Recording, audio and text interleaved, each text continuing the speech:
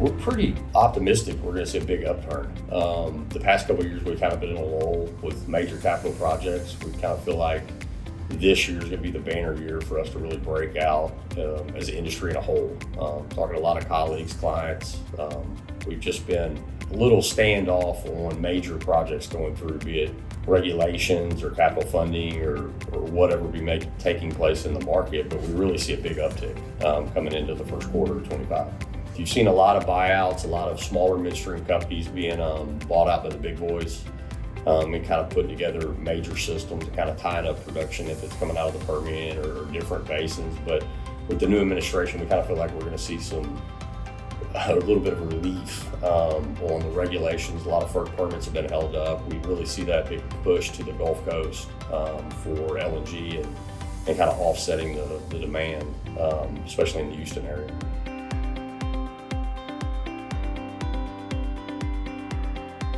I think historically we've been kind of known as a major capital project company. I think an area of focus that we haven't maybe put out there as much from a marketing standpoint is that we have a big O&M focus. We've probably got 100 to 150 real qualified agents, project managers, supervisors spread out across the country that are just handling little niche markets. You saw a big push with PHMSA coming out a couple of years ago to look at some of that old infrastructure. And right now we're really focused on growth in that area because we feel like our integrated project services from engineering to survey to land can really fit that niche market. So we're fully capable of doing the 500-600 mile projects, but we've got a lot of smaller teams that are just kind of spread out across the country that are handling those individual needs on a daily basis.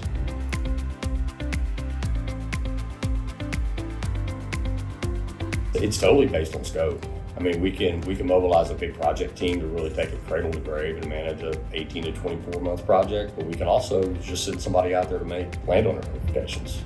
It's really more whatever the project needs, whatever the client needs. We really evaluate that and then take our management approach and kind of apply it to them.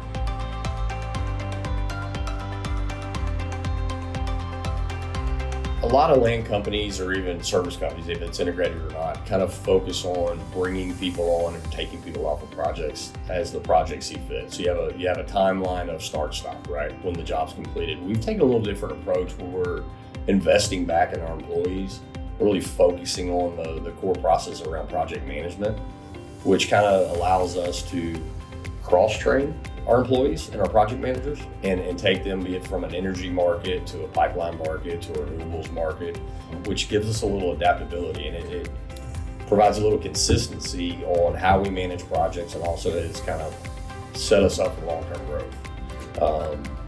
It's not a fantasy football situation, but we're able to move our employee base, be it up to about 950 now, kind of across all our energy markets, which gives a little more consistency to clients, as well as a little long-term commitment and wealth into our employee base.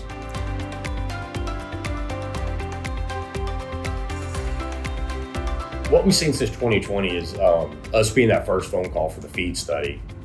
By bringing in engineering and survey and land as an integrated service line, that first phone call is the FEED study. We've really seen project timelines and budgets shorten.